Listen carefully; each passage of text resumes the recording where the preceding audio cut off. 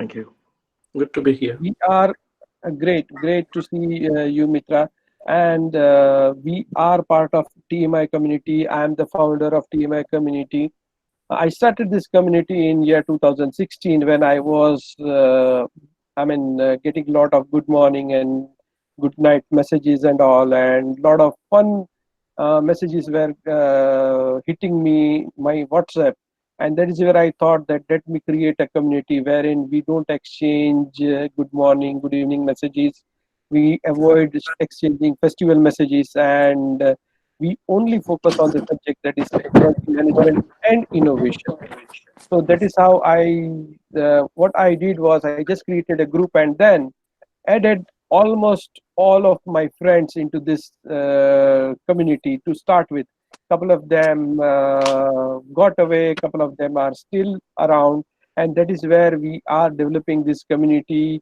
And we are now expanding in a bigger way, taking this community to multiple cities of India as well as in neighboring countries. So that is the plan on drawing board. I'll keep you posted on these events time to time. While we set up this community, we also thought of exchanging knowledge between our members, because many of our members are well experienced and they are indeed good, I would say, presenters, and then they can share their learning, and we can. So that is where we have set up this platform of TMI webinars. We conduct these webinars at a regular frequency, and this is one of them. Today we are here. Uh, Mahesh Dumbre. Mahesh Dumbre is our speaker today. He is going to talk about 10 hacks to improve our daily productivity. Mahesh has been associate. I mean, I know Mahesh since almost 13 years now. Since 2007, we used to be old neighbors in Mumbai, and that is where I got in touch with him. And since then, we are in touch. Mahesh used to work with TCS at that point of time, and then he got uh, uh, an opportunity to work at Tata Group headquarters, and he has been actively working there ever since then. A great orator, a great motivator, a great teacher, and he is here to share his experiences, his learnings while he observed a lot of leadership people. He also he's he keeps on reading a lot of books. So apart from observing leaders, how do they practice different productivity hacks, and he also has read almost I would say 100 plus books, and that is where he's here with us. Thanks, Mahesh, for sharing your time and having us on this great evening. Thank you so much. Thanks everyone for joining in, and over to you, Mahesh. Okay, thank you, thank you, Chintan Bhai, for that kind introduction. I've always enjoyed talking to you, sometimes traveling with you, and also having interesting conversations on variety of areas in life. I know there are many stalwarts present in this session, so I would just like to see that I make justice to your valuable time. I know being available on Saturday evening is not the best use of time when you have so many options, right? You have Netflix, you have people in North America can have a little longer nap, but I really commend your commitment to learning, contributing, sharing, and I'm going to make an honest attempt to share whatever I've learned from my own experiences, from some of the great people I've had the opportunity to work with, and also whatever research I have done in this area for last, if not 10 years, more than that. Am I audible and visible? Yes. Yeah. Let Yeah. me share my screen. Just a minute. I'm just wait. Yeah, present now. A window. Share. And okay, so can you see my screen? Not yet. Yeah. Okay. So today we will talk about productivity, and how can you potentially improve your daily productivity, not only productivity but the effectiveness and the overall quality of life. We have next 1 hour and little bit more to discuss that, and this is going to be a conversation. Please treat me as a conversation starter. Please feel free to comment, contradict, interact the way you feel that adds value to the community. First, and thank you for being available. You have already shown your personal commitment to the personal improvement, and that's commendable. Now, let me. Can you go full screen, please? Presentation mode. Is it full screen now? I think you need to click on the presentation mode button at the bottom right. I think there is slight delay. It's full screen at my end. Oh, I see. Okay. How about Chintan Bhai? Can you see full screen? Not yet. Just Not yet. Let me do it like this. Just a minute. Let me present it, and then just a minute. Mahesh, you need to do a present part of it. Take the full screen, and then click on the full screen of it. So, Yep. Can you try Alt plus F5? Is it fine now? Yep. Yes. I think it's coming up. Yeah. Okay. Thank you so much. Thank you. Thanks for pointing that out. So I would like to start with this quote by Benjamin Franklin, founding father of United States. A man's story is not solely told by a list of his grand achievements, but rather by his smaller daily goods.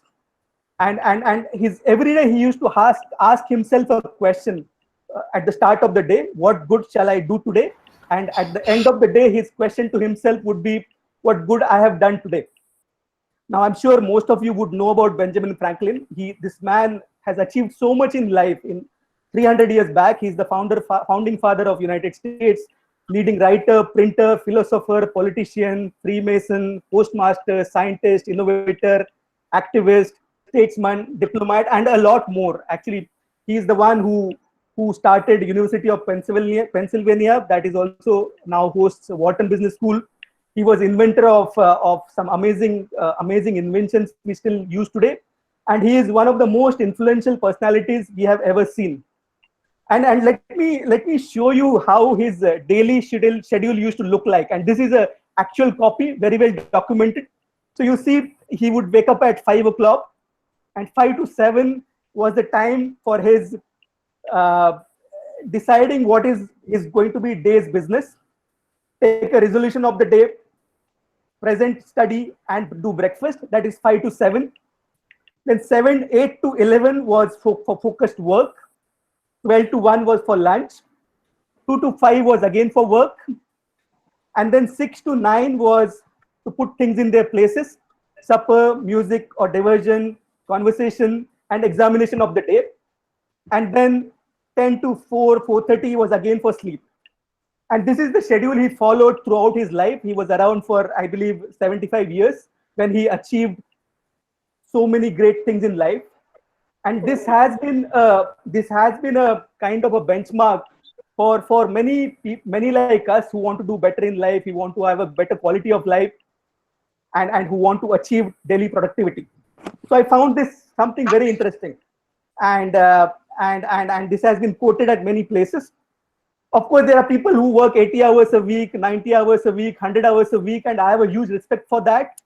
And if you are able to tap dance at work, right, and if your work doesn't feel like work, then it's perfectly fine. But maybe for other mortals like us who want to find that good work-life balance and also achieve more in less amount of time, then that is when this productivity conversation comes in. Now, you might say this Benjamin Franklin, that was 300 years ago, that was a different time, and it was in US, and whether it's relevant or not. So let me talk about this other personality I had a good fortune to closely observe and sometimes work with. you know him well. Tata Group's N. Chandrasekharan. We used to call him Chandra. I was in TCS when he was leading TCS, and we used to joke about TCS is actually take Chandra seriously, and then he moved to Tata Group. And I used to find it amazing that even in his busy schedule, he used to find 2 hours a day in the morning to do his exercise. And that's how he started Fit for Life. And he focused so much on employee balance of work and life and fitness and so many other things. I also know quite for sure is he wouldn't spend time on more than 10 emails a day. He had structured his teams in such a way that even though he was leading TCS, which had 3 lakh employees that point in time, his primary job was to work with the board and the stakeholders, and as far as company is concerned, his job was to work with top 10 guys in the company, and he used to do that very well. And he still continues to do the same, even though he's right now leading 7 lakh strong Tata Group. But with a lot of focus, a lot of clarity, a lot of execution rigor, he's able to maintain balance in life, whether it is work, fitness, and other areas of life. Right? He wrote a very good book last year, published it. So these great guys, they have been doing something different, right? All of us have got 24 hours in a day. Some people make best out of it. Some people struggle with it. And that has been my purpose, to find out how this thing works actually. What is it these guys are doing differently, and what I can do better. Right now, again, you would say Chandra is different, Benjamin Franklin is different. These are greats. What about maybe a common man like me, right? I'm not like them. I'm just a young guy trying to make a good career and a good life and have a good family and make some mark, right? So I'll share this one testimonial I received from one of the younger executives I've been coaching for some time. So his name is Valmik. He is based out of US. He works for Detroit. And when I shared some of the tips which we are going to discuss today, this is what he says. Right? Earlier his calendar used to show 85 hours of weekly meetings. Now that has come down to 55 hours. And now with some more focused effort, he's planning to bring it down to 40 hours per week. And that is allowing him to spend quality time with his family, wife and daughter, and they all look forward to yoga sessions every evening. So this is applicable to everybody, right? And that's what we are going to discuss in today's session. We have 45 minutes to discuss these areas around productivity, the mindset, the productivity framework, which is also called Getting Things Done, GTD. It's a well patented, well published philosophy. Stories and case studies, tools and techniques, practical tools and techniques. So we are not just talking about theory or what happens in other people's lives. And then, of course, we will have a discussion around what are the questions you have in mind, what are the likely answers, and we'll find answers, and what are the actions we can take to benefit from this kind of discourse. I will urge you to take good notes and also ask a lot of questions. Only thing is, because we have a lot of people on the call, Chintan Bhai has kindly agreed to be the moderator and raise questions either in between or towards the end. But please feel free to raise a lot of questions and put in your comments as we speak. Right now, I'll also like to talk about my own journey and why. Mahesh, yeah. Can you click on the hide? Can you hide the dialog box at the bottom? Yeah. Okay. Thank you so much. Okay. No, Yeah. you have actually stopped presenting. Yeah. Now it's better. Is it? Yeah. Now the key question is, of course, why should you listen to me? Do I have that authority? And this is your valuable time. So yes, I have done few things in life. I have worked for Tata Group for 16 years in 8 countries and managed to add $100 million in value addition.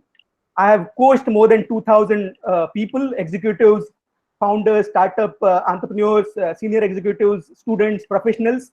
I'm a lifelong learner, like many of you said. I spend a lot of time on these areas like productivity, digital, sales and marketing, partnerships. I spend a lot of my time with startups. I'm part of a Kiratsu Angel Investor Network, which is ranked as the best angel investor network around the world by PitchBook.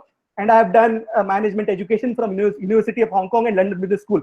Now, this is not relevant, but only thing is I want to give you my backstory so that we can relate to it. I started from a small village in rural Maharashtra, had my struggles, couldn't speak English in the beginning, fought a lot, managed to learn a bit, and here the attempt is to share a little bit what I've learned, and not only share, but bounce off these ideas with you so that with your inputs, we can make it better. Now, while all this success was, I mean, again, this is, I mean, just a reference. This is, I am with Mr. Cyrus Mistry in 2016.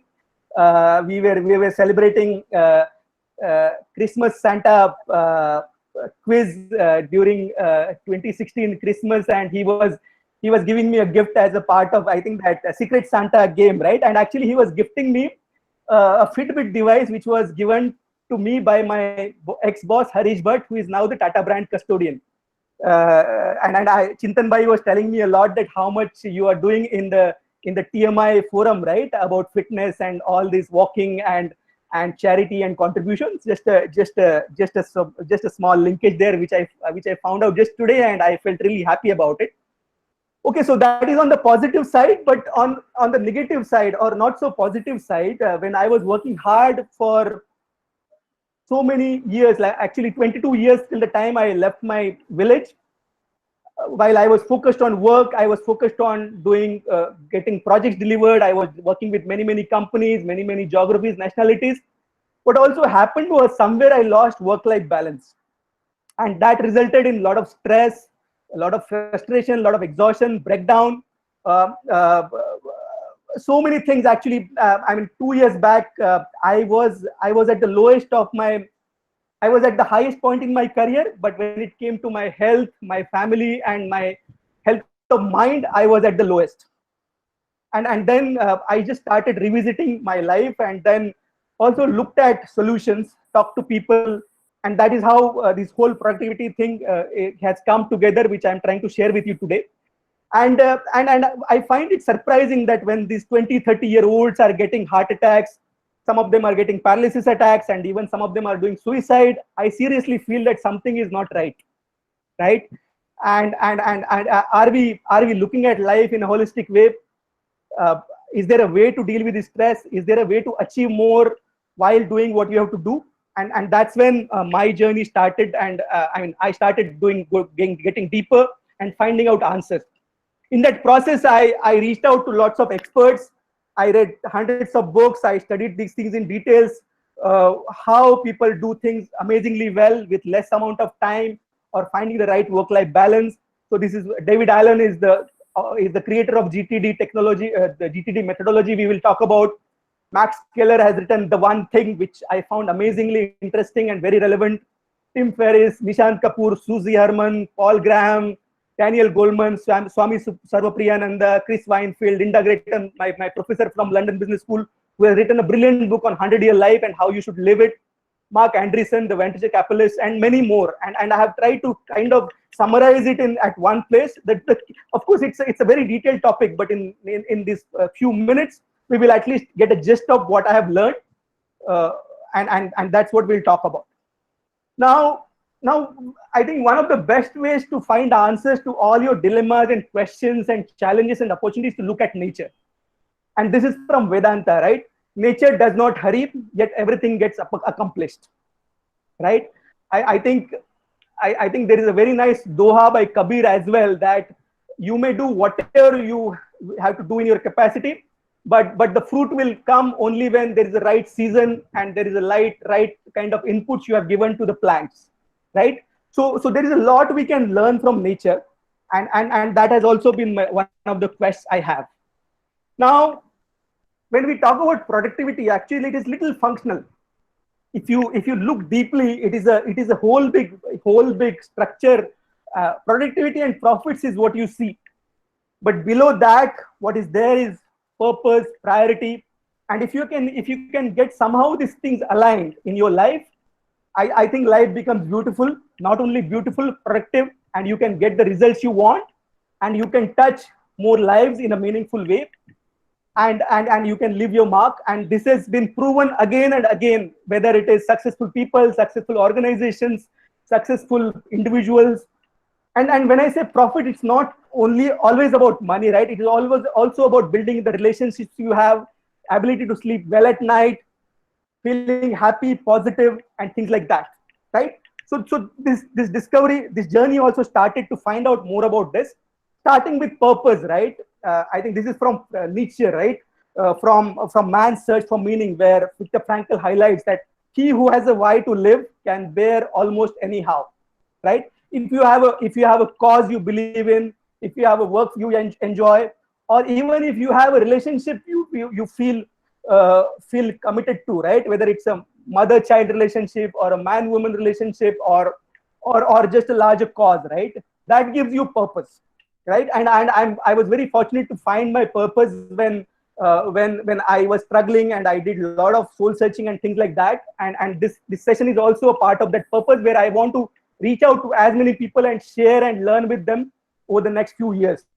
So that's purpose. I think if you have a strong purpose, everything else gets built on top of it. Then comes the priorities, right? Good things happen when you set your priorities straight.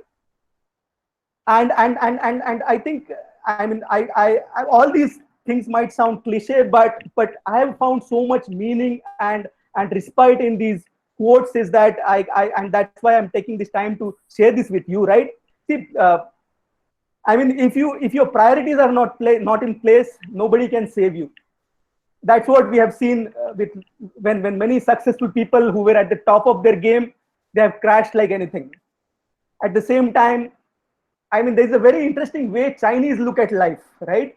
Chinese say, I have a limited life. My time on earth is limited. I don't want to spend it forever just learning about it. You can study Confucius.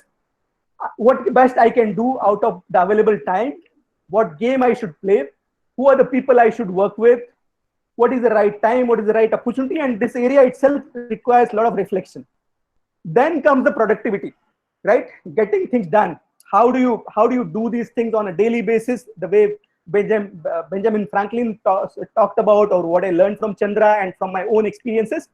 And then what I came across this thing called a GTD, 5 steps of stress-free productivity, and this has been popularized by David Allen around the world in a big way. His TED Talks are viewed by millions of people.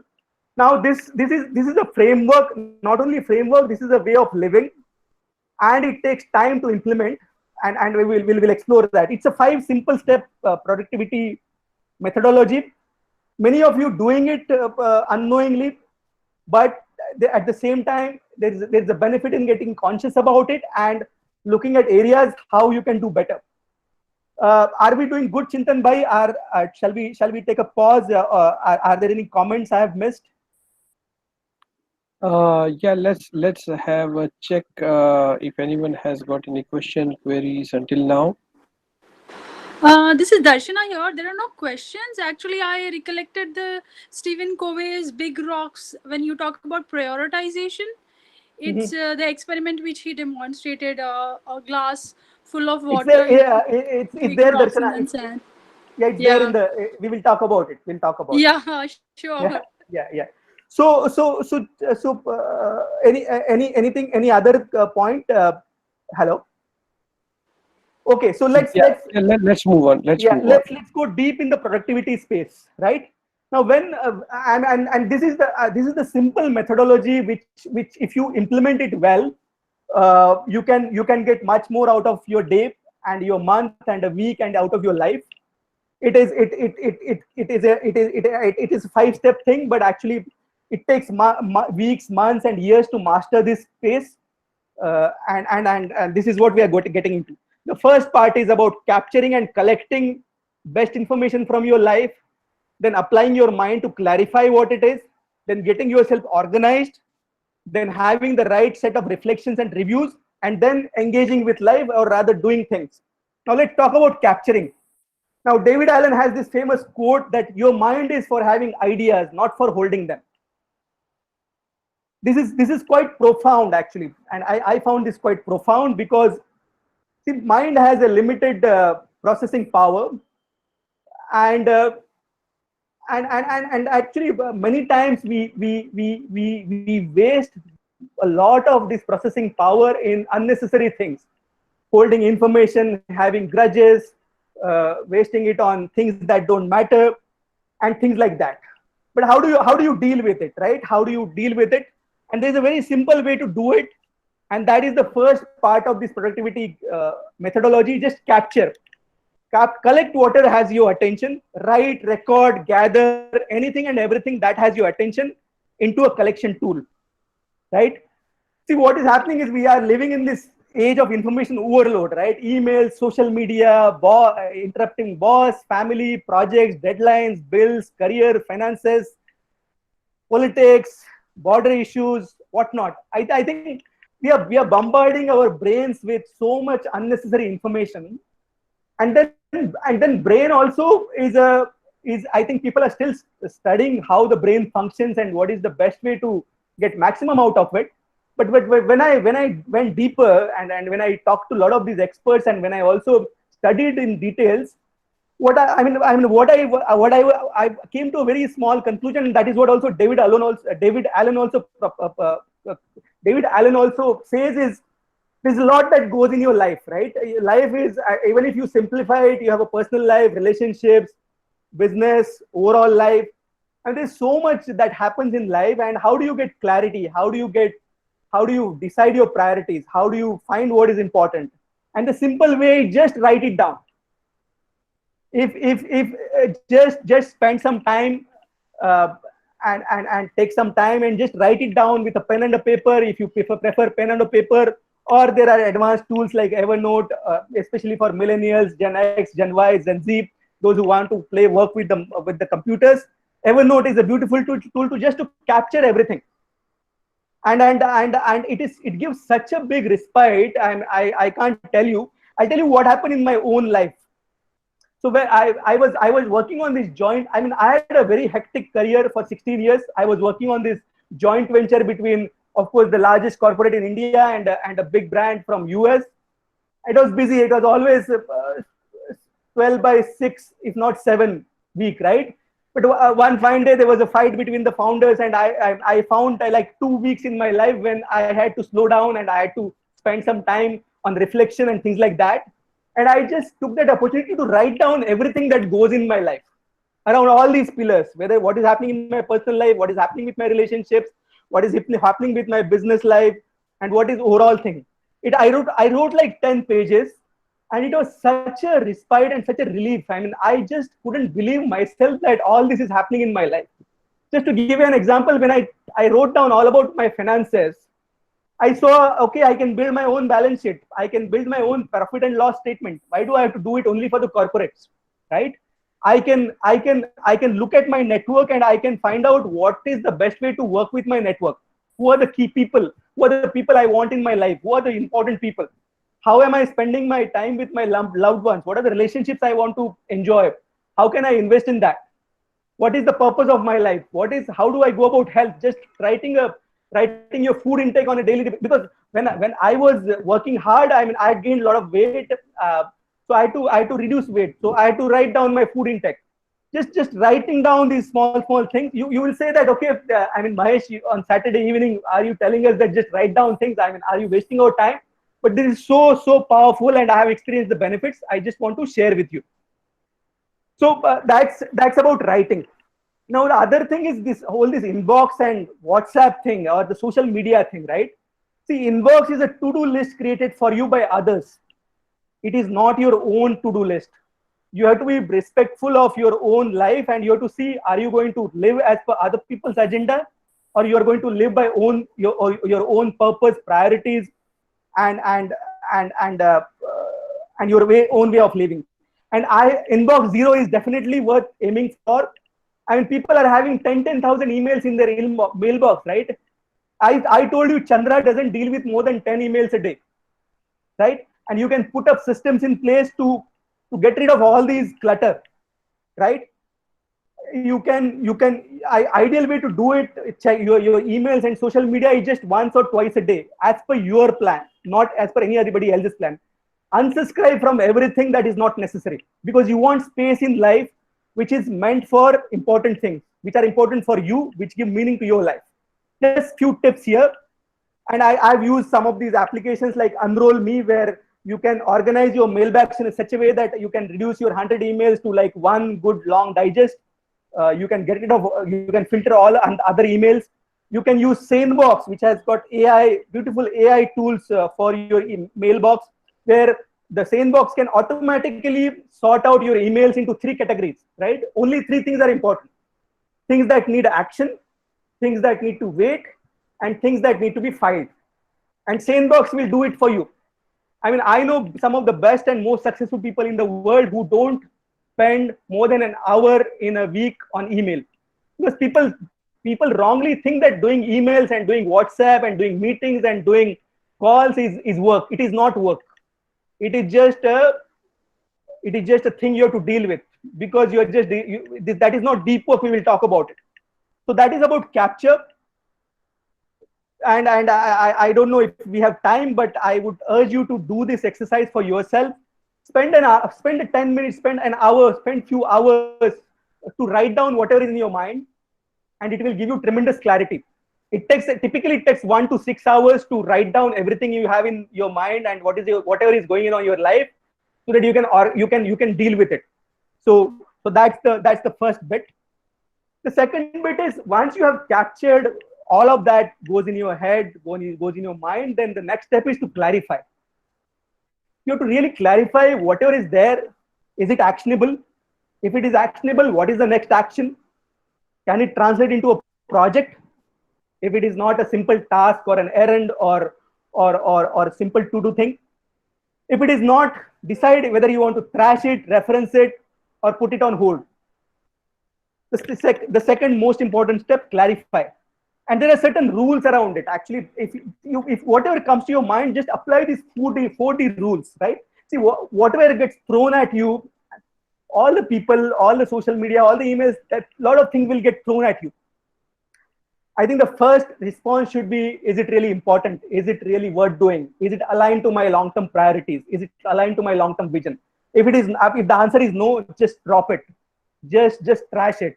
And it will give you a lot of space to do things you want to do. The second part is delegate. Am I the best person to do it, or somebody else can do it better, or somebody else is better suited to do it? If you don't trash it, delegate it to somebody else who should be doing it. If it is not urgent, can you delay it and can you put it on the calendar? Can you file it somewhere else? And then when you have applied these 3 filters, then only you see what is essential, what adds most value, and then do it, right? Just applying this 4D rule can get rid of a lot of clutter in your life. And I've seen this being done by very successful organizations, very successful people. For example, when I was working for the largest IT company in India, we had a simple rule. Whatever you're doing, apply a criteria. Is it big enough? Is it worth doing? Are we the right people to do it? If the answer is no, don't do it. And it's very important to apply this to, is it a high gain activity? And it is very important to apply to our personal lives as well. Very important. Then there is this thing, 2-minute rule. If you think something is important and it must be done, then have this 2-minute rule. If you can finish it in 2 minutes, just finish it. Get rid of it. Why should you waste your precious mind power to keep it in the memory, or procrastinate over it, feel bad about it that you're not doing it? This 2-minute rule. If you can close something in 2 minutes, just do it and get rid of it, right? That is a 2-minute rule. And then when we do coaching, we do this exercise. How do you decide what are your priorities in life? As I told you, I was in a complete mess. I was doing 100 things. I was in different countries, different companies. I wanted to do everything. I wanted to be as useful as possible, but that was not sustainable. And it created a mess out of my life, because I couldn't give time for my family. I couldn't give time for my health. I had become a machine. And then what happens is, when you're being that machine, either you become numb or you get overwhelmed. So there is a simple exercise. It can be done in a much better way, one-on-one. But I can just tell you, assume that you are on an island and you are carrying some luggage, right? Whatever things are important in your life, say 20 things, 30 things, 50 things, whatever. And then from that island, you have to go to the next island, and you have got a small boat. So you load those 50 things in that boat, and you start the journey from island A to island B. And then, of course, like all our lives, the storm hits, and then you have to decide, what should I drop? Because if you don't drop it, you are going to drown with the boat. and then you start dropping things one after other, one thing after other, and you keep on dropping, and then you see what are the 5 things that are left on the boat. If it can be one, like nothing like it, but one would be too much. If it can be 3 or 5 or 10, whatever is comfortable with you, that will tell you what is your priority, right? And when I did that exercise with my coach from London Business School, I found out there are only 3 things that are important for me. First is my health. I have to be healthy and happy and stronger, because I want to have a good, happy life. Because the way I was working, had I worked like that, I wouldn't have sustained beyond 50 years. And I was quite convinced about that. So health was important. The second thing was my family, right? My wife, my parents, my immediate relatives, friends, they are important. And the third thing was career. Within that career, top 3 things which I care for. And that simplified my life like anything. And I would highly urge you to, all the busy people out there, to do this exercise and then see if it is relevant. Then after you have got that clarification, then the third step is organization. How do you organize it? Simply put it where it belongs. Park reminders of your categorized content at appropriate place. What do I mean by this? Right? And this is what Darshana was talking about it, right? See, you have thanks to God, all of us have got 24 hours in a day. Some of us will live 60 years, others will live 70 years, some of will live early. So you have got limited time. The time is limited. Now you have to decide what will be utilized, what is that will take that time, right? And as Darshana was saying, if you this is called that rock, pebble, sand experiment. So if you fill your life with a lot of sand, right, then you can't put those big things, the rocks, right? But if you start with rocks and then pebbles, then sand can get added later. So you have to decide what are those rocks in your life, what are those pebbles in your life, and what is the sand you want to deal with. And you are the best judge to do that. Because if you start with sand, then those rocks are going to get left out. They won't fit into your life. And that's very important. I think, again, other things, less is more. I mean, I can talk about this for 5 hours, right? I mean, I think this minimalism, right? I mean, where is the end? I mean, and this comes from Vedanta, this comes from Puranas, this comes from the successful people from modern history. This comes from everywhere, right? I mean, the pursuit is going to be endless. Next car, next house, next job, next promotion, more salary, more money. But does that make you happy, right? I mean, my family and I, when we were big on buying real estate, now we have got 5-7 pieces of real estate, but it's so hard to manage that stupid piece of shit, right? If I had just bought one big house where all my family can stay together and well, nothing like it, right? Warren Buffett says, or even let me explain that a bit. There's a Pareto principle, right? How do you, only 20% things in your life or in your career or in your job, they contribute to the maximum outcome, right? Most of it, rest of it, and if you do that writing, if you do that organizing, if you do that clarification, you will find out what are those 20% things which are important. What are the things that give you most joy? Which are the customers that give you maximum satisfaction and probably outcomes? What are the activities that will give you best results, right? And this is universal. You apply to any area of life, this works. It might be 30-70, it might be 60-40. But you will find out that 60% of things where you spend your time on is not worth it. Then your circle of competence. This is very famous thing by Charlie Munger and Warren Buffett, right? Play in your circle of competence. Don't do things which are not in your circle of competence. The same thing about Ikigai, whatever you call it. All of us have got a sweet spot, right? What you know, and there are things we don't know. And life, the trouble in life starts when you start operating in the areas where you don't know, right? And this is the philosophy used by Warren Buffett throughout his life. This is the philosophy used by Jeff Bezos. This is the philosophy used by Tata Group. This is the philosophy used by so many other successful people, institutions, and organizations, and they are very candid about it. I mean, I've worked with some maniac managers and leaders that we have to do it. More we do, better it is. We will do anything and whatever, and these people have struggled a lot, and organizations have failed because of that, and their own lives have suffered, and their teams have suffered. I think this is fundamental. The Jeff Bezos says that if I make only 3 good decisions in a day, that's enough, and they shall be as high quality as I can make them. Warren Buffett says if I can make 10 good investment decisions or 5 good investment decisions in life, that is enough. It's like a baseball or a cricket, he says, right? In a baseball, the life will throw a lot of balls at you. You don't have to hit every one of them. You just have to hit few of them where you can hit a sixer or a boundary, or you can play that shot. You don't have to invest in every damn business or every damn startup or every damn company you come across, or you don't have to deal with every damn human being that comes across you, right? Choose your battles, choose those people, choose those associations carefully, right? And that was a huge revelation.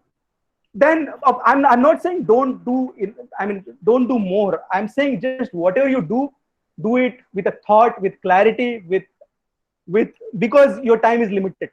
Now then, Jack Dorsey, the founder of Twitter and Square, right? How does he manage 2 large companies, Twitter and Square? Sorry. So this is his way of doing things. He says, I theme my days. On Monday at both companies, I focus on management and running the company. Tuesday is focused on product. Wednesday is focused on marketing and communication and growth. Thursday is focused on developers and partnerships. Friday is focused on company and the culture and recruiting and people. Saturdays I take off. I do hiking. Sunday is for reflection, feedback, strategy, and getting ready for the next week.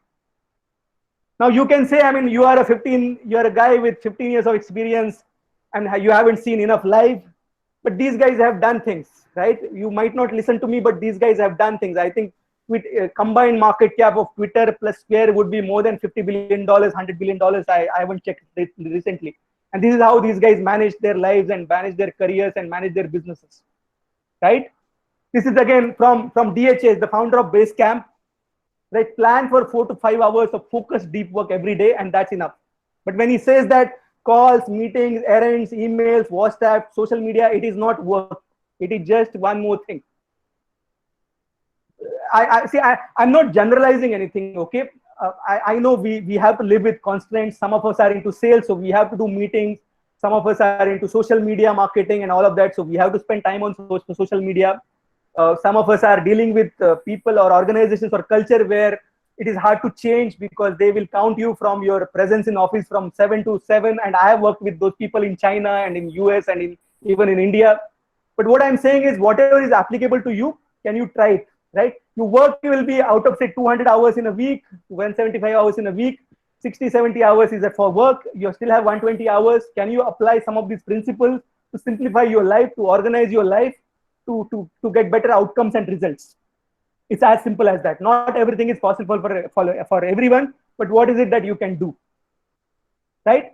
Now, when you organize, actually, then you have to you have to put those things into. If it is really important, it goes into your calendar. If there are similar tasks, then you batch them and then put it into. For example, making calls. There is a time to make calls. Making emails. There is time to make emails.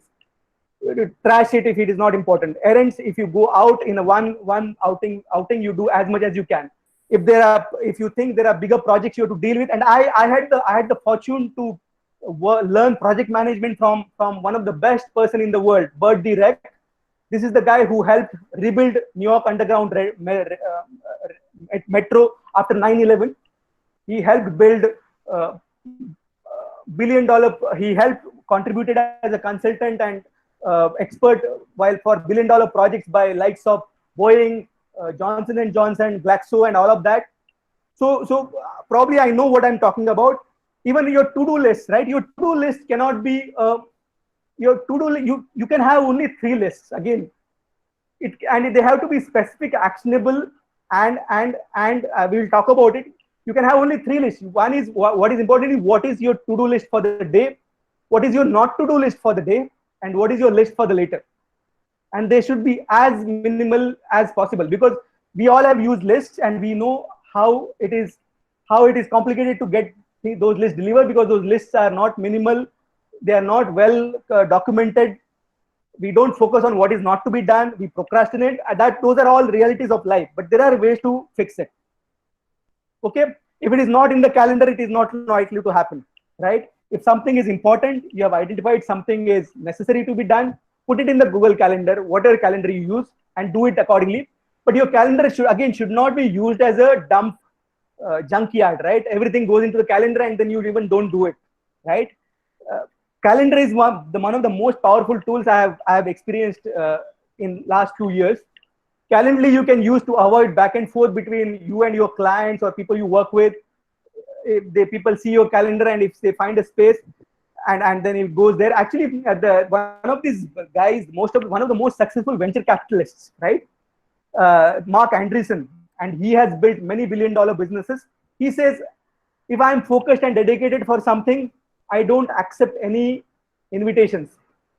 I told them I'm not putting anything on my calendar. If I am free, I will talk. Otherwise, don't disturb. You can also showcase selective ignorance. If it is not important, you can just say, I am not an expert. I don't know. Please spare me. And I've seen this. I mean, I've seen this. I had even somebody like KV Kamath, right? From ICICI Bank, and now he heads Shanghai. I mean, the Asia Bank out of Shanghai, right? So he used to say, every 6 months I take a week when nobody is supposed to disturb me. I go on a learning mission. The Bill Gates does the same thing. There's even people like Jack Dorsey. I talked about. Sundays is for reflection. These people have thinking time in their calendar, so when nobody is supposed to disturb them, because that is extremely important. You can, if you are on social media, you can use Buffer for scheduling your posts, scheduling your videos, and all of that. You can use StreamYard to reach out to large number of people. This Buffer is extremely important. So I'm working hard to do my personal branding and reach out to a lot of people. I've got 30,000 followers on LinkedIn, but I get stressed when I have to post every day. So this Buffer is a huge respite. So I write once a week. It gets put on that Buffer, and the Buffer does the scheduling, and those posts go to respective platforms: LinkedIn, Instagram, Twitter, whatever, Facebook. Those I just have to spend few hours in a week so that those posts are scheduled for whole week. I will do a video recording on, say, Sunday when I'm at my best, in my best mood and I'm most creative, and I will use the same content throughout the week in different spomats, repurpose it, make a video, write a text, do whatnot, and then I don't have to be on social media all the time. I will just spend, like, on Saturday I'll spend few hours on Buffer. On Sunday I'll spend few hours creating a lot of good video content, and then I'll put it on different platforms. The Buffer will do that, so that because there are dangerous side effects of being on social media and WhatsApp and email all the time, and we will talk about it. Then this is from Paul Graham, the creator of Y Combinator, the best and most successful accelerator in the world, right? And he's one of the best brilliant minds I've ever seen. He talks about maker's schedule versus manager's schedule. So we all have, some of us are makers, some of us are managers, and some of us have to do both, right?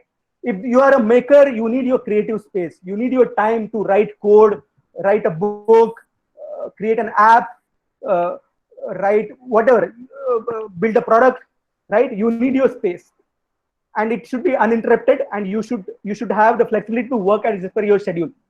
If you're a manager, then your job is to deal with people, get things done through others, talk to clients, organize people, meetings across teams.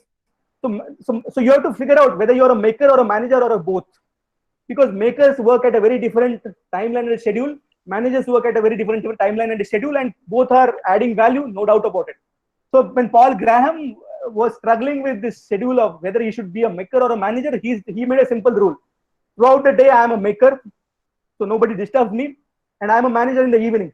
When I will interact with people, I will get into meetings, I will get into emails and all of that.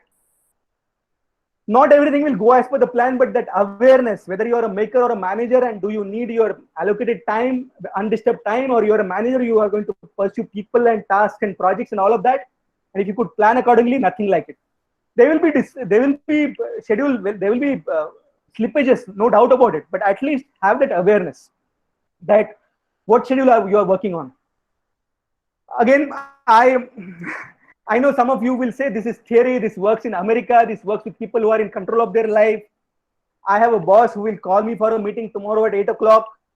right? And I will be fired if I don't respond to my boss's email or a call, because he himself is not organized. He doesn't understand all these things. I work in a culture where people are given, especially in this work from home, right? People expect you to be available all the time. I agree with that, and I have worked in similar situations. I've worked in such toxic cultures, and I've worked in all those things. But what I'm suggesting is, whenever possible, assess honestly, candidly, out of all these things we have discussed, what is it that you can apply to your life for your own benefit? Because this has worked for many others. One simple thing is monk mornings, right? You're a monk in the morning. When you're in the morning time is most creative, most productive, where you can think fresh, you can get a lot of ideas. And okay, you can't have whole morning for yourself, but maybe in the morning 6 to 7, 7 to 8, can you have the time to do your thinking, reflection, most productive work? And I've seen even Chandra from the Tata Group he told us once that when he runs in the morning, between whatever time he runs, that is the time he gets best ideas, and that is the time for his own kind of, while he's running, right? And that time has made so much good for him. So you have to see what works for you. So this is a very famous quote, good quote from Cal Newport, the author of Deep Work: Rules for Success in a Distracted World. See, we are all getting in a very competitive world. There are 700 crore people in 700, 800 crore people in the world. The economy is in shambles, right? This corona, all of that, the war, all of that, the automation, the AI, machine learning, robotics. What is happening is that all the routine jobs, all the jobs which there's no differentiation, right? Which is not deep, which is not unique to you, right? All those jobs are getting either automated or they're getting just deleted, right? So what Cal Newport says is deep work, right? Your own specialization, your own sweet spot. Deep work is a 21st century superpower with so many sources of distraction. It's becoming more rare and much more valuable. As a result, it gives you a significant competitive advantage, right? If you are a creative person, if you are a writer, if you are a great coder, if you are great at machine learning, if you are a product manager, if you are a people person, right? If you are a writer, right? All those jobs will have more value because all other commoditized things are getting deleted, and this is also called personal monopoly, right? Why should the world value you? They should reward you, and how will they contribute? How will they reward you for your contribution? And if you want to have that, you have to get rid of this distraction. You have to get yourself organized, and you have to find your sweet spot. Just a time check and flow. Are we going okay? Any comments? Any suggestions? Any feedback? Hello. Yeah. Mahesh, superb. I didn't want to disturb your flow. Actually, please continue. This is one of the best sessions I have attended in some time. That's what. Thank you for your kind comment. I'm just trying to add little bit value in the time available. So this is from me. Others are free to add. Yeah. Thank you very much. Please carry on. Thank you. So we talked about capturing, we talked about clarification, we talked about organization, and then now we'll talk about reflection. Review frequently, update and review all pertinent systems and contents to regain control and focus. And this is superb, right? I mean, this is what we used to talk about in Tata Group. What gets reviewed is what gets done. And your thinking and reflection time is extremely important. And if you want to go a step beyond, have your accountability coach. It can be your wife, it can be your friend, it can be your boss, it can be your well-wisher, it can be Chintan Bhai or somebody else. Because see, what happens is in our mind we keep telling us stories, right? In the morning we are extremely positive, and we think we are on top of the world. In the afternoon we might feel a little distracted or a little dejected. We will feel this is the end of the world, and all of that, and we will keep postponing. We will keep daydreaming. We will keep telling lies to ourselves. And there's a very, I mean, I come from, I have done a lot of work in the consumer research, marketing, how customers think, customer insights, and that is how the purchase decisions are also made. But that's a very separate topic which can be discussed. but what is important is having that accountability, having that reflection, having that review process, having that thinking time, right? I'm getting back again to the daily routine of Benjamin Franklin, right? If you see from 6 to 9, and he's doing all the things we have discussed, right? Examination of the day. What did I achieve during the day? What went well? What went wrong? What could I have done better, right? That reflection time is amazingly valuable. And again, I mean, this guy is again Seinfeld. You must have seen this comedy serial, people from 80s and 90s. So he had found his passion in writing jokes and creating comedy, right? And that was his life's goal, and he made a huge career out of it, right? So he had this simple rule, right? Every day he would write for a couple of hours good comedy jokes, and in his calendar he would make a mark on his calendar. If he does that on, say, Monday, he will make a cross. If he does that on Tuesday, he will make a cross. He does that on Wednesday, he will take a cross. Thursday, there might be a distraction. Then there will be a weekend. Then he will keep writing it. And his challenge to himself was, don't break that chain, right? And you will not break that chain only when you can review it, and you will do that only when you are clear about what you are trying to do and what you are trying to achieve. So don't break the chain is an extremely valuable lesson for all of us. Whatever is your purpose, whatever is your priority, whatever is your project you're working on, don't break that chain. That is very important. Again, the likes of Bill Gates, they take their annual break to write down what they have learned from the last year, what I want to achieve next year. And these guys go public about it, right? They are very extremely candid about it. Okay, this is what I learned. This is what I've done well. This is where I failed. This is what I could have done better. And I've seen this as a consistent trend across many of these successful people. So-called success. See, I'm not, when success. See, success is typically not very well defined. Of course, money is one way of looking at success. If you're just living a good life, you have wealthy relationships, you're present in the moment, you are happy about your life, that is also a success, right? So just a clarification there. And then how do you go about it, right? I mean, you are someone who is responsible for your own success, personal as well as professional. Daily, weekly, monthly, quarterly, annual reviews and feedback from the peers, expert is an important part to ensure that success. And I mean, just on a candid note, you don't have to be too hard on yourself. For 22 years, when I came from a small village, there was a lot of rejection in the earlier parts of career. I couldn't speak English. I didn't get a proper job, and I mean, there was that feeling, right? I have to do something of myself. I have to work hard. I have to do everything I can. But somewhere in that process, I also lost touch with reality, right? I was so self-critical and I was so hard on myself. It helps up to a certain extent, but after some time it becomes detrimental, right? You lose charm of life. You are not machine. You are a human being. You are not a human doing, right? So this is not to be too hard on yourself. It's just that these are the techniques. See what works, because change is hard. Change is difficult, right? Some people say it takes at least 21 days to create a new habit. Actually, that is also, some people debate it. Other people say it takes 66 days to build a new habit, and that seems to be more scientific. And there's this 10,000 hour rule that if you want to be really master at something, you have to put in those 10,000 hours. It's hard work. There will be divergence. You will fail. There will be times when you don't want to do anything. That's fine. But as long as the trend is upwards, and you're trying to do those small little things, putting one foot in front of the other, that's fine, right? So that is about reviews.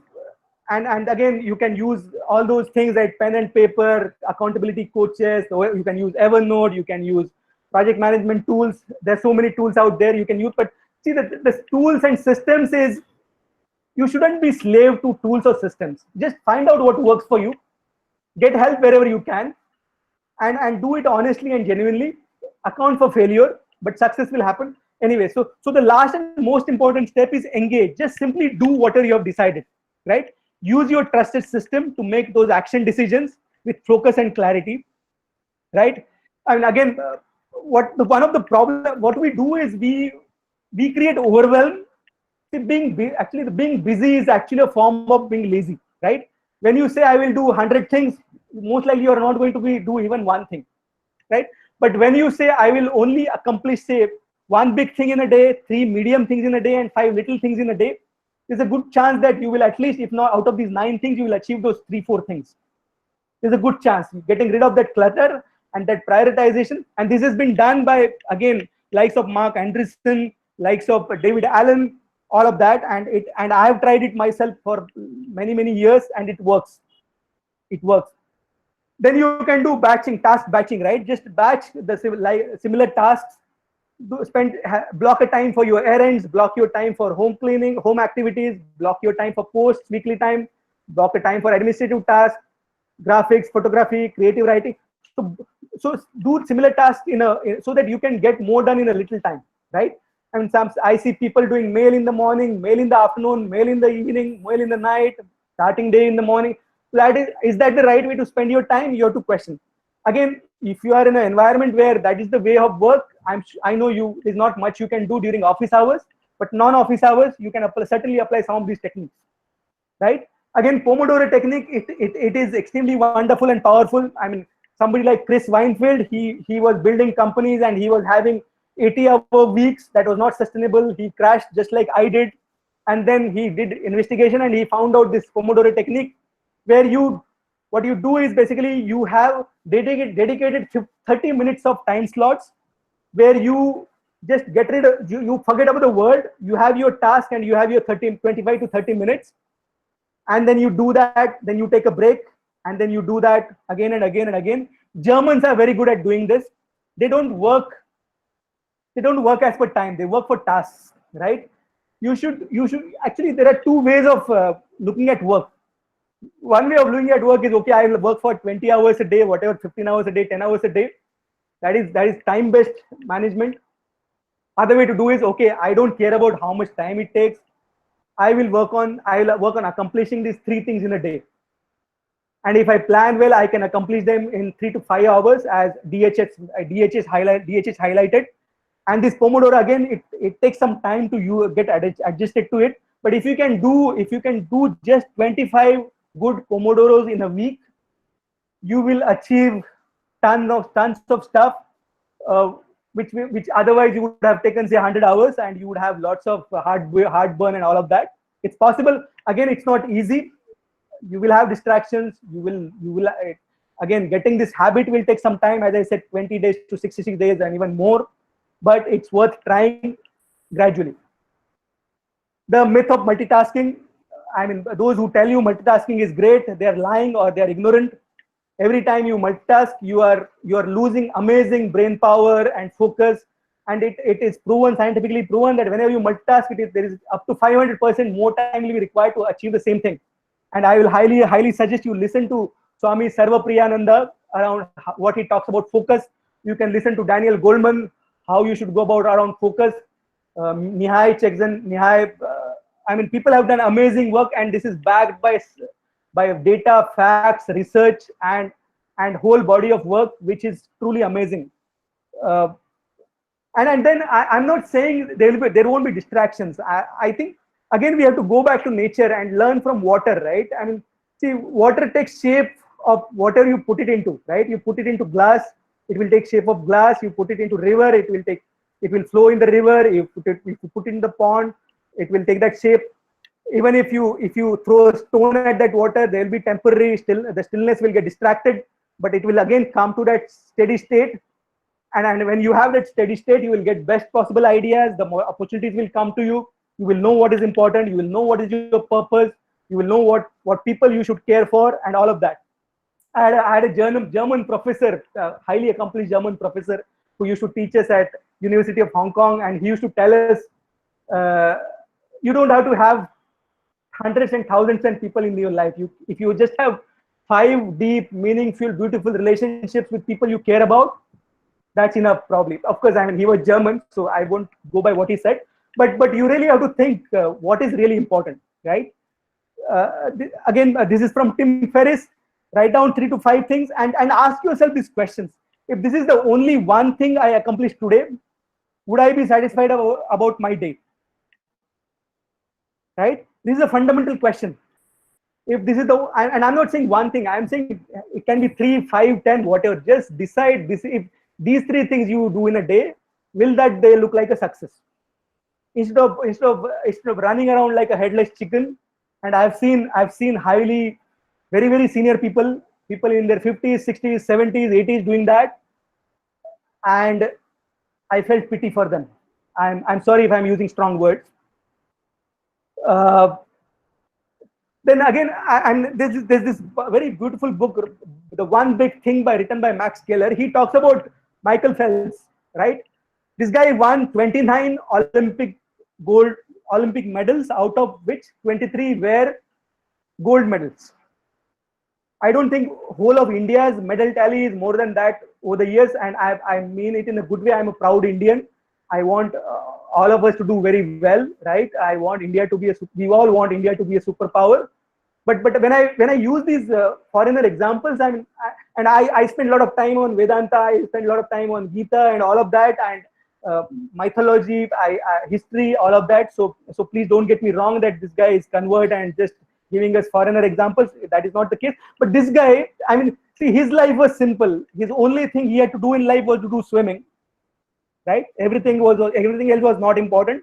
He would do his practice 6 to 8 hours a day, and then that's it, right? If you see Warren Buffett, right? He has been doing investing for last 85 years. Right? People ask him, how do you do those investment decisions in 5 minutes? He says, it's not 5 minutes. I've been doing this for last 85 years. And because of those 85 years of investment, now I can do it in 5 minutes, right? See, we are living in a highly competitive world, right? People who are experts, people who are masters of their art, people who have spent time in mastering that thing, they have a huge unfair advantage, right? And this is something I learned in a hard way, right? When I was working for Tata Group for 16 years, I started with telecom. I went to BFF, Banking and Financial Services. Then I went to corporate government. Then I went to consumer retail. I went to e-commerce. I went to food and retail. So I did everything. But then I just looked back at my career and then, okay, what do I tell people? What am I good at? What should they know me for, right? Because if you play by other people's agenda, there might be a situation where their agenda can change, and then you will feel lost, right? Again, there are beautiful project management tools, whether it's Asana, whether it is Basecamp, whether it's Microsoft Project, and they have got amazing tools and functionalities. Some of these are paid tools, some of these are free tools. You can do simulations, you can do modulation. I mean, see, tools are there for what they do, right?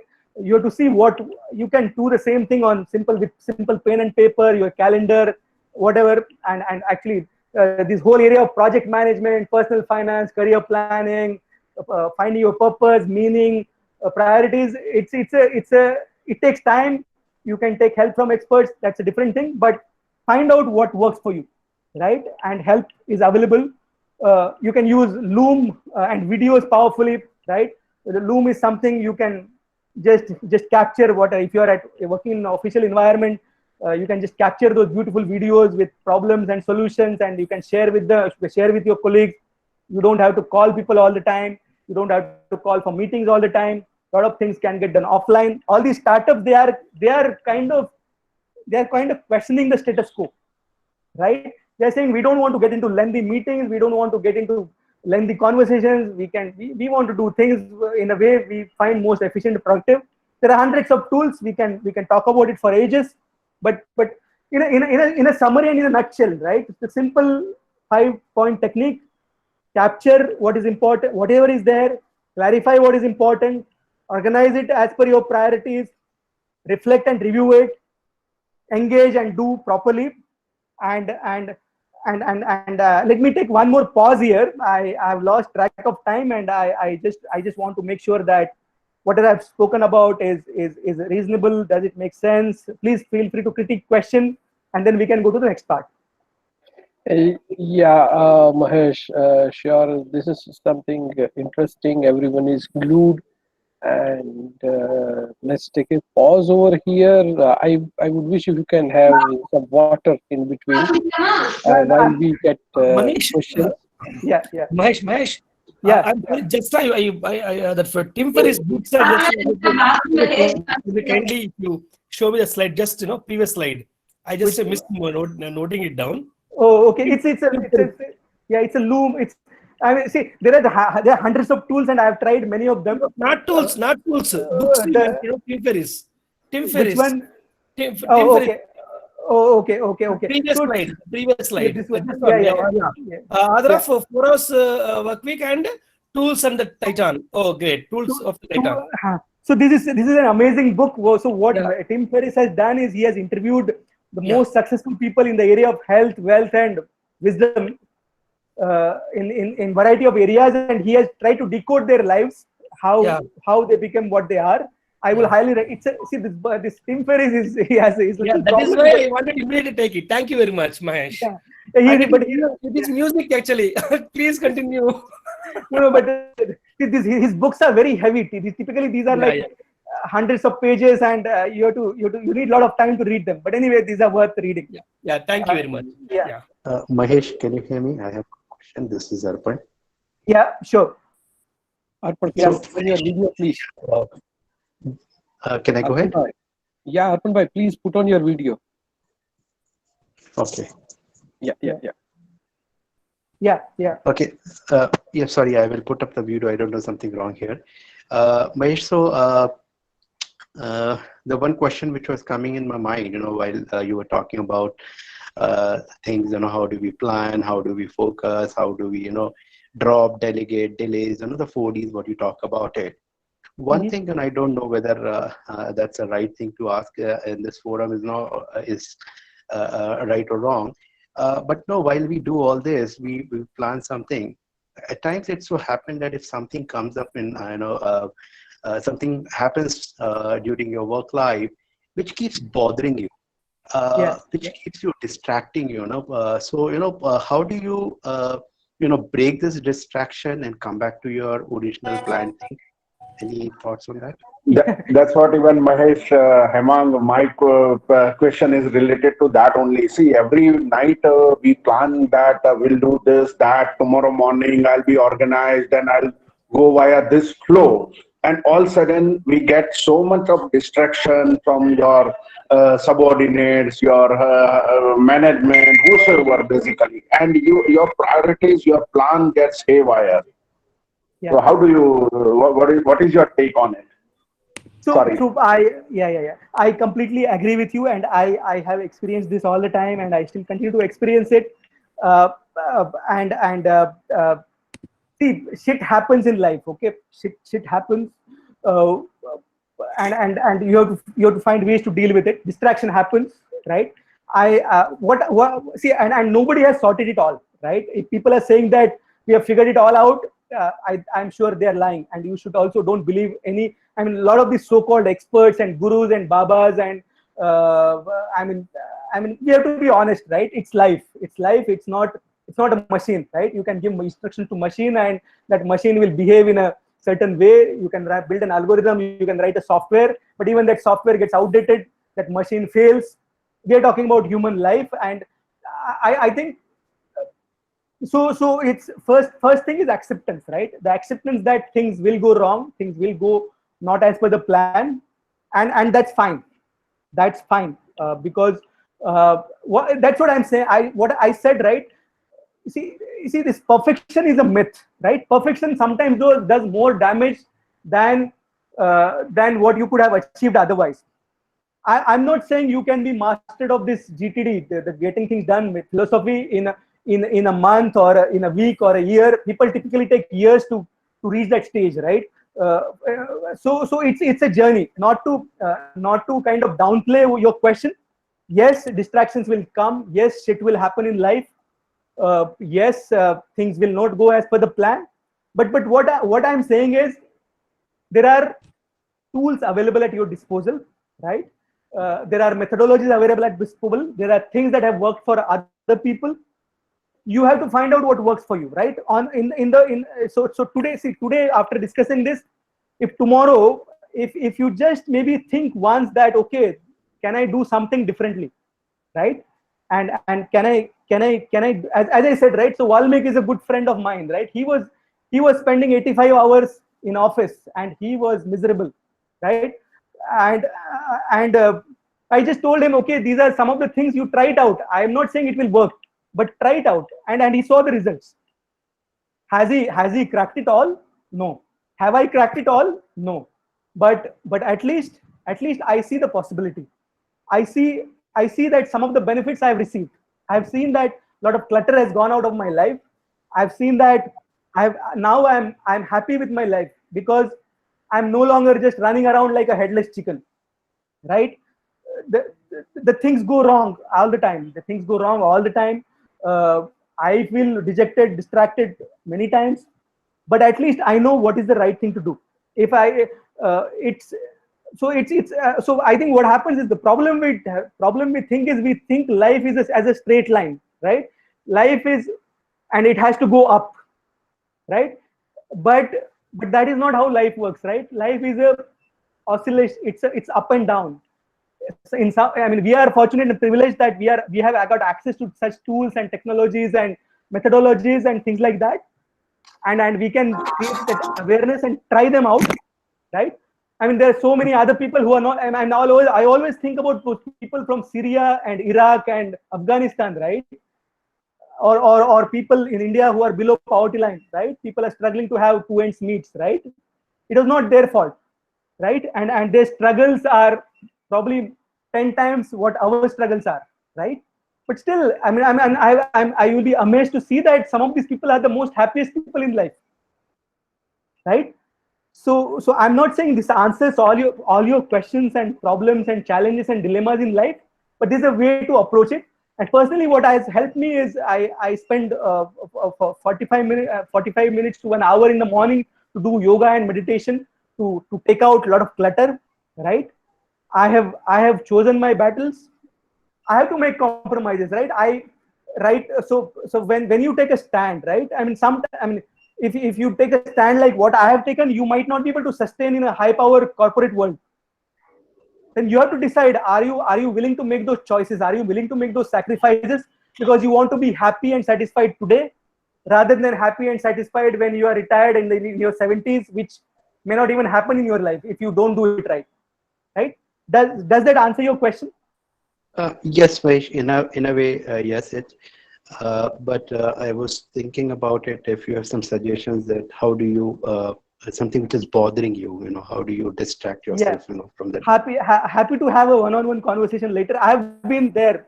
Trust me, I've been there many times. But I'm grateful and I'm thankful that I was able to come out of it. Sure. Right. Sure. So I have a question on chat. This is from Akriti Jain. She says that my most productive time seems to be in the night, while for rest of the guys it's in the morning. So should I recalibrate my routine or should I stick to my productive time, which is night? As I understand, she feels more comfortable working at night, and that is where she is more productive. So I can relate to that. See, even this very famous musician, right, A.R. Rahman, he's a night owl. He creates best music during the night time, and he wakes up late. See, we all have and it's natural, right?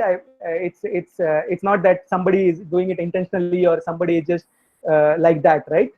We all have our instincts. We all have our personalities. We all have our preferences. We all have our ways of living. See, I think what we're talking about is also designing your life, right? Designing a life when you are in control and you want to live it the way you want to live it, and you want to be fully engaged with it, right? Now we all have to make choices, right? And not all the choices are not always optimal, right? You make best out of what is available, right? So if today you're working for somebody else and and then you have to do things as per their schedule and their timelines and their demands, right?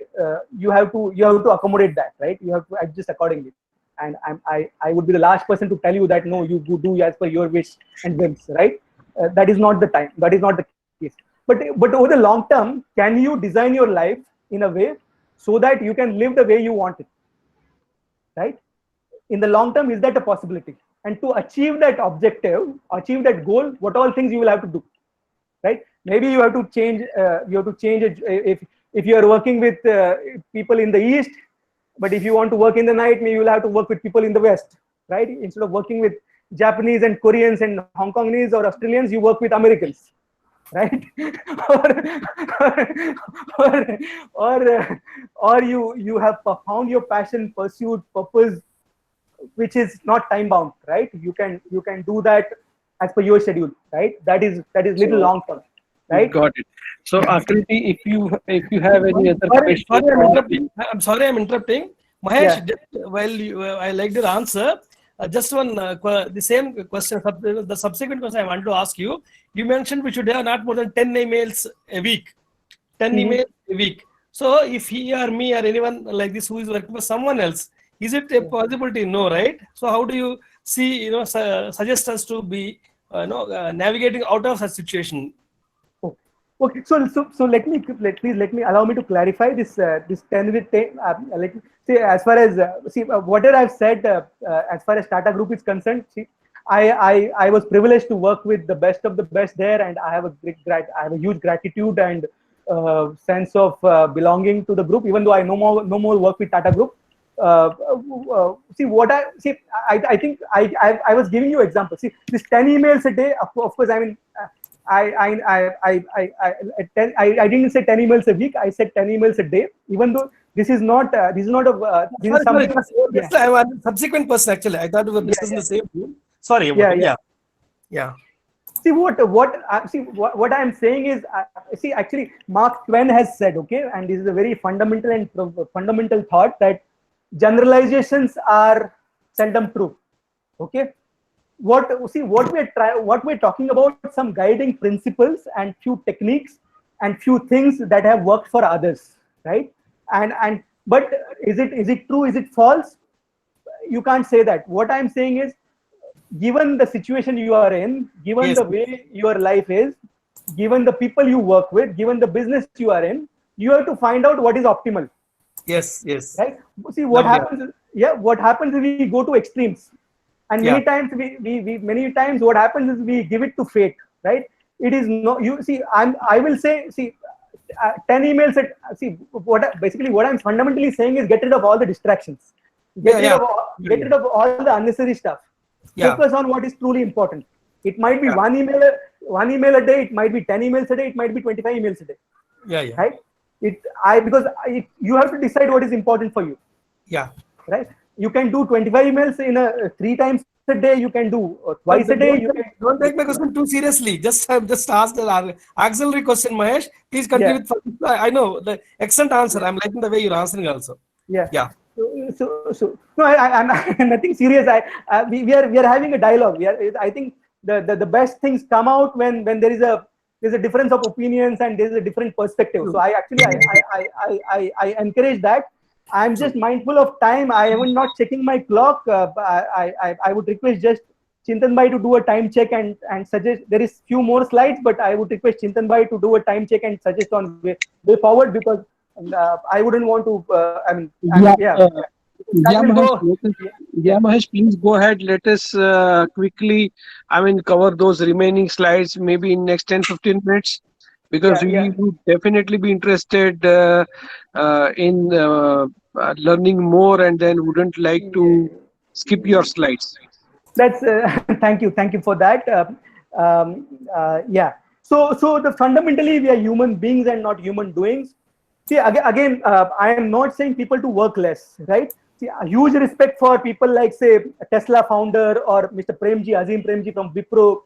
Or even people from Tata Group, that they're putting in 80 hours a week, 100 hours a week, because they're able to tap dance at work and they're really enjoying it. The work doesn't feel like work, right? You can do more, nothing like it. And I have a huge respect for people who work hard and people who enjoy that. At the same time, if you are somebody who is struggling with overwhelm, you're struggling with anxiety, you're not able to get your results, you're not happy with your quality of life, you want to change something, then these things, something you want to reflect on, you find your own thing, and there are ways to find that sweet spot by working with others. As I said, there are beautiful tools, techniques, and things like that. Now, what we're talking about so far is not just, Chintan Bhai and I kind of tricked you into the session saying that we'll give you 10 tools of productivity, but I've been trying to do a little more. so the holy grail is aligning your passion, purpose, curiosity, autonomy, and mastery in your brains to get to a point where when someone asks you how your week was, that you have accomplished so much that you feel insane, right? That's the end goal. Will you get there tomorrow? No, but can we aspire for it?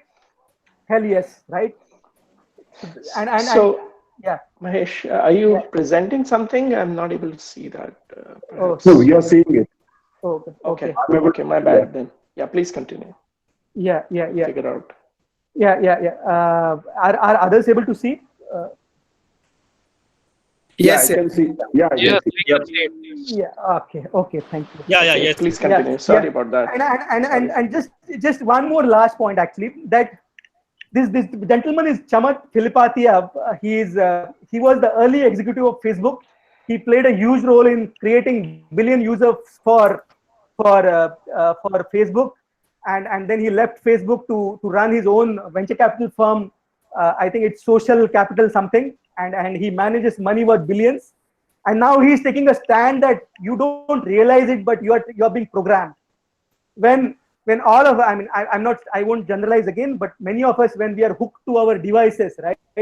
When we are hooked to WhatsApp, Facebook, LinkedIn, Instagram, YouTube, and we have become addicted to it, and that was the design this guys created.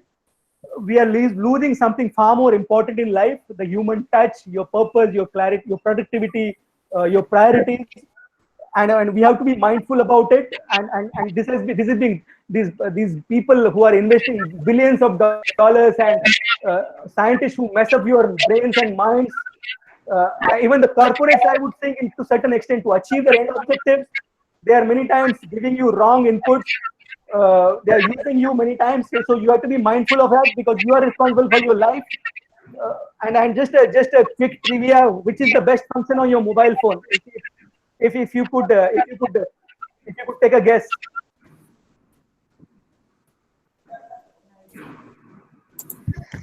The airplane mode. Perfect. Very well. That's see, the thing is, the technology, these devices, this network. The question is, are we using them for our benefit, or are we getting used? That's the fundamental question we all need to ask. And again, there are tools you can use off time to make your mobile silent for 1.5 hours at a stretch, and you will feel relieved. You can use Freedom app to again get away from websites and internet and all those distractions, and things like that, because I see, a lot of us are losing precious time chasing these wrong goals, dreams, applications, and measurements and criterias and all of that, and we have been suffering, and we have to find a solution out of it. Just the last comment: don't be on your deathbed someday having squandered your one chance at life, full of regret because you pursued little distractions instead of big dreams, by Derek Sivers. So that's what I have. Request all participants to kindly be on mute unless until you are having a query or conversation with the speaker, please. Thank you so much. Yeah, so that is what I had to share. We can. I think I have crossed my time, and that goes against the spirit of productivity. But we also took questions, so I think I have done okay. Those of you who want to stay on call and discuss further, have those questions and answers, very happy to help. if just if any of you have to leave early on time, these are my coordinates: mahesh.jd@gmail.com. I'm quite active on LinkedIn with lots of followers. I write there frequently. You can reach out there, keep in touch. If you want to take this conversation to the next level, please feel free to reach out. If you want to take this kind of inputs to your organizations, your friends, colleagues, startups, networks, please feel free to reach out. And I hand it over to Chintan Bhai to take forward the proceedings. Thank you very much.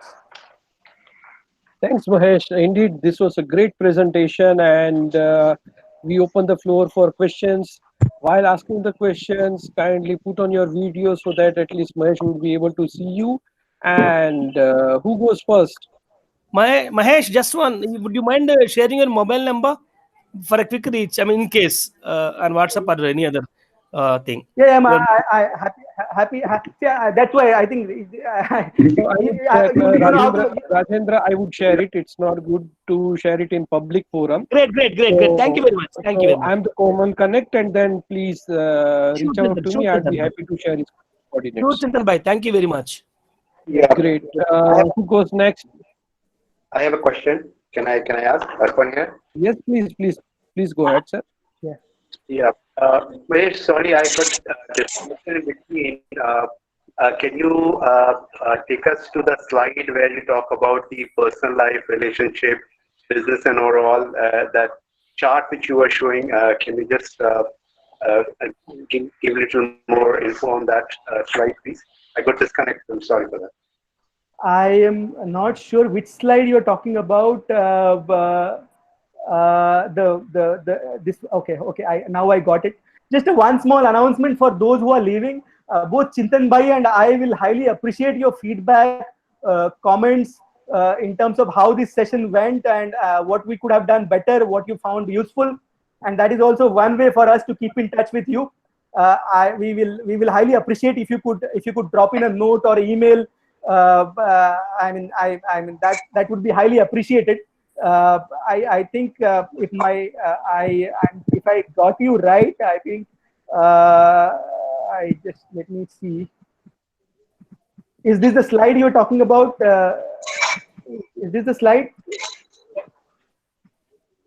Yes. Perfect. Yeah. If you could, if you could elaborate what you're trying to find out. I missed you. Sorry, I missed this slide. The moment I got connected and I got reconnected, that time you moved out from the slides. It was pretty interesting slide which I missed. So I thought if you can just.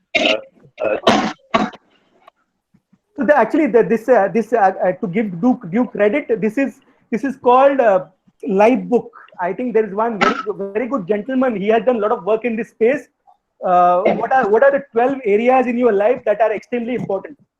Again, 12 is one way to look at it. In my life, I have taken a call that only 3 things are important: health, family, and career. Of course, you can slice it and dice it to a great extent. I would just like to highlight on this. I think each of these areas needs a great deep dive, which can be done in a separate way with few things I can do, few things other experts can do. But especially, I've learned a lot about career. I've learned a lot about personal life. I've learned a lot about this financial aspect of our life, right? And very bluntly and honestly, I think at least whoever people I have interacted with, these 2,000, 3,000 people I have interacted with, I think we all can do much better where it comes to this financial aspect of our life, because a lot of people are misselling stuff to us, and of course all these areas are important. And things can be done. I think you can go so deep. There are layers and layers you can go deep into, and discover the beauty of life. Yeah, these aspects of life. Yeah. Thanks, Mahesh. Apart from questions, kindly feel free to put on your video and share your feedback, so that it would actually help us understand how the session was. I would like to go first, Chintan Bhai. Please go ahead, sir. Yeah, Mahesh. Yeah. I'm an ex-serviceman. Okay. This is the first time in civil, I have listened the word, the sense of belongingness to a group, and first time I have heard from a person for a corporate that he worked before, and that is Tata's beauty. I was really much impressed with that. Okay. Really, sense of belongingness. Generally, we feel it is our forte. That army people, we feel that we have that belongingness for country, and for corporate actually we don't see that. It's all plastic. Okay, I'm very, very impressed with that. Thank you very much for that. Yeah, This is my feedback. This is my feedback, actually. All right. Thanks, Rajendra. The I like to use the word is this sense of belongingness. Yeah. Thank you for highlighting Thanks, that. Rajendra. Yeah. I would request, do we have KVS sir with us? Hello? Yes, we lost him. Okay, please feel free to share your feedback while I try to get him. Mahesh, this is certainly echoing the feelings of all the attendees. Certainly, I've done a great research. I mean, besides the productivity aspect, I think this is one of the demos of how to do a nice presentation and involved discussions, and at the same time keeping track of time and other pauses you have done. These are some of the examples. I appreciate your great work and look forward to more interactions with you. Thank you. Thank you very much. Thank you very much. Thank you, sir. We have Biren Parikh. Biren bhai, are you there? Hello, Biren bhai. Yeah, I'm there. Yeah, would you like to spend 2-3 minutes and update the forum about TMI Walkathon and what do we do there? In the month of last June, we have done this walkathon for a TMI group. We created all the interested people for daily 10,000 a step initially, and on a successful by around 50 people what we have in the month of this July. We have targeted for 12,000 a step a day, and it's very encouraging, and for the health as well as the fitness also, because as you mentioned rightly in this presentation, this health and fitness is more important for success of the life. So that's why we are doing a collaboration with all our team members very well in this TMI forum. Thank you. Thank you, Biren bhai. So I would just update and add on to what Biren bhai said. We have a subgroup within TMI community who are a group of walkers who walk every day, and we as a team have taken a target of walking 12,000 steps every day during the month of July. So if you want to join us and then take up this challenge of walking 12,000 steps every day for entire month, please DM me and I would be happy to assist you and help you join the community. Thank you so much. Do we have Mr. Sunil Sharma with us? Sharma ji, are you there? Mr. Sunil Sharma? It seems. Sharma ji, are you there?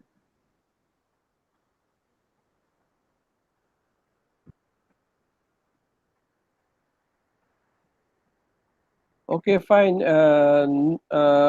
Murthy sir, are you there? Murthy sir? Yep, I'm there. Yeah, Good evening. Good evening, sir. So on behalf of TMI Group, I would request if you can share vote of thanks, your feedback on the session, and how do you feel being part of TMI community? Over to you, sir. Oh, fantastic. Chintan, first at the outset, let me express my gratitude and thanks to you for allowing me to be a member right from inception. I think I have been following.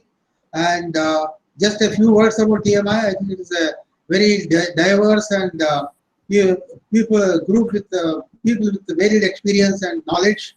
And I keep getting very good updates, and in fact, to tell you frankly, some of these things I share with my students also. The latest updates on the whatever is happening in the TMI group. That way, it's a very good knowledge sharing platform. So I'm thankful to all the members. And coming to today's, actually what happened, I was in another seminar where I was a part of the group of ex-L&T people, Larsen & Toubro.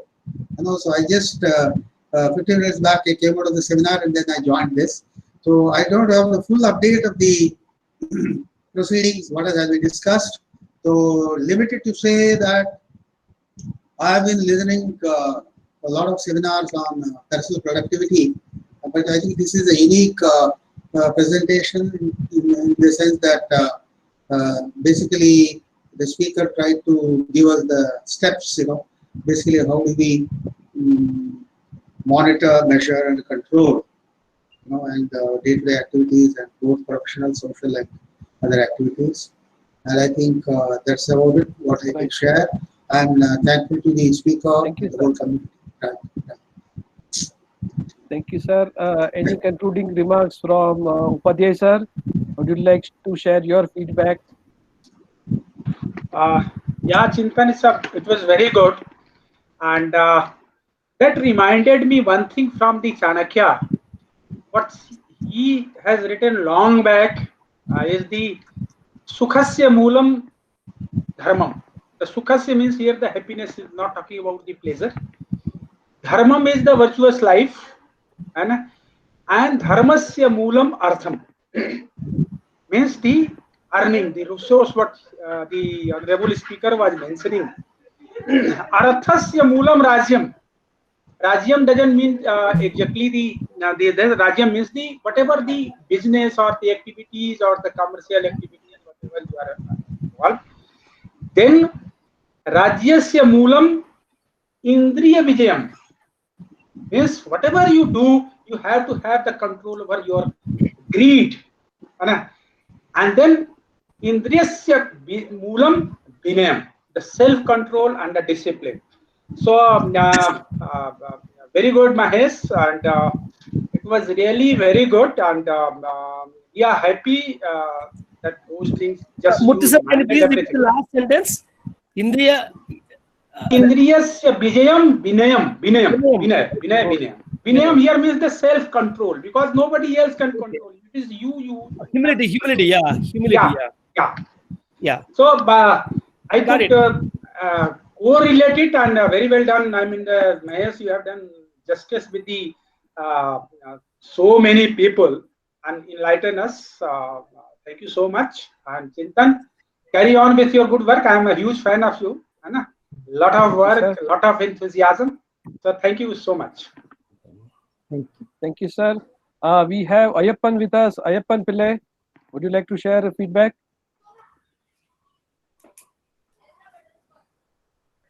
Ayappan? Okay. Anyone else would like to share feedback?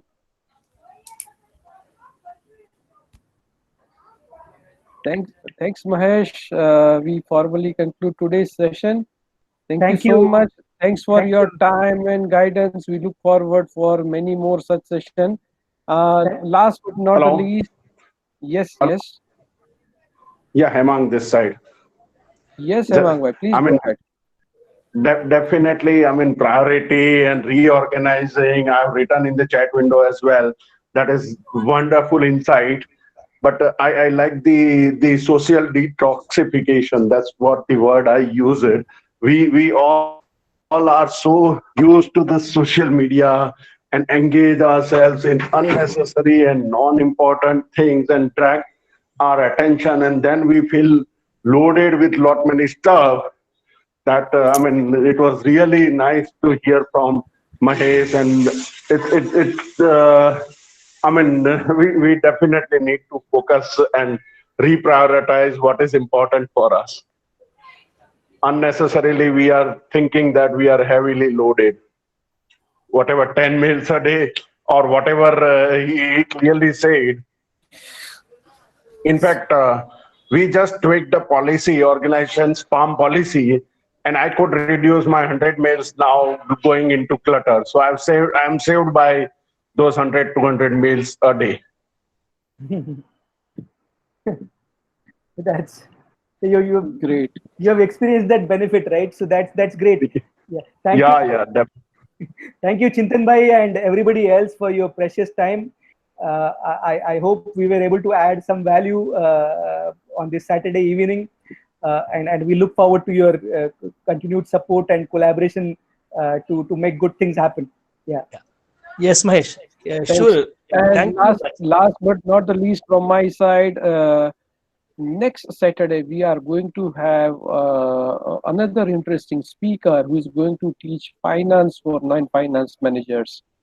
So stay tuned. You would get a registration link from my side, and kindly reserve your slot as soon as possible. Also feel free to share the invitation with all like-minded professionals and colleagues. Thank you so much. So look forward to meet you at our next webinar, that is on finance for non-finance manager. Have a great evening ahead. Thanks, Mahesh. Thanks everyone for participating. Thanks everyone. Thank you so much. Thank you, Mahesh. Thank you. Bye. Thank you. Mahesh. Thank you. Thank you. Bye-bye. Thank you, Chintan Bhai. Thank you. Thank you, Kishore sir. Bye bye. Thank you, Rajendra. Nice.